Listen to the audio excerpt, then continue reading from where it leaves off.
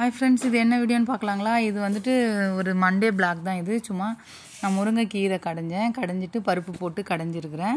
சாதம் வெந்துட்டுருக்கு. இது வந்து திணை, வரகு, குதிரைவாளி, சோளம், வெள்ளை சோளம் இருக்குது பார்த்திங்களா, அதெல்லாம் மாவு ஒன்றா அரைச்சி வச்சுருக்கேன். அது வந்து கொஞ்சமாக மாவு போட்டு நம்ம களி கிண்டுவோம் பார்த்திங்களா, அந்த மாதிரி ஒரு கப்பு மாவு போட்டுட்டு நல்லா கிளறிட்டேன். கொஞ்சமாக தண்ணி வச்சுருந்தேன். அது களி மாதிரி தான் கிண்டி முருங்கைக்கீரைக்கு செம்ம டேஸ்ட்டாக இருக்கும் ஃப்ரெண்ட்ஸ். அதை தான் கடகடன்னு கிண்டி சாதத்துக்கு முன்னாடி நானும் பாப்பாவும் கொஞ்சம் வச்சு சாப்பிட்டோம். என் ஹஸ்பண்ட் வந்து கடையில் இருந்தாங்க. அவங்க இது அவ்வளோ விரும்ப மாட்டாங்க. கேட்டாலும் செஞ்சு கொடுத்துக்கலாம் அப்படின்னு சொல்லிட்டு கடகடன்னு செஞ்சேன். திடீர்னு தான் செஞ்சேன்.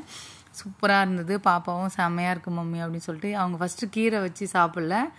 அது இது கூட எது ஒன்றாலும் நல்லாயிருக்கும் ஃப்ரெண்ட்ஸு. பருப்பு, சிக்கன் அந்த மாதிரி. நம்மக்கிட்ட முருங்கைக்கீரை கடைஞ்ச உடனே எனக்கு டக்குன்னு ஞாபகம் வந்தது. மாவு இதை வச்சு நிறைய செய்யலாம். நான் எதுவும் செய்யலை. இது மட்டும்தான் களி தான் கிண்டினேன்.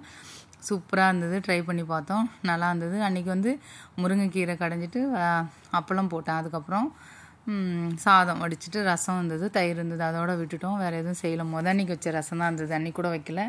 கீரை கூட சூப்பராக இருந்ததுங்க ஃப்ரெண்ட்ஸ்.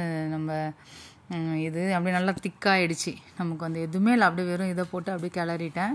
நல்லா இருந்தது. சூப்பராக சாப்பிட்டு என்ஜாய் பண்ணேன். ஏன்னா வெயிட் லாஸ் பண்ணுறவங்க, சுகர் பேஷண்ட் அந்த மாதிரி இருக்கவங்க நல்லா சாப்பிட்லாம். ட்ரை பண்ணி பாருங்கள். எப்படி வந்து சொல்லுங்கள். லைக் பண்ணுங்கள், ஷேர் பண்ணுங்கள், சப்ஸ்கிரைப் பண்ணுங்கள். Bye friends.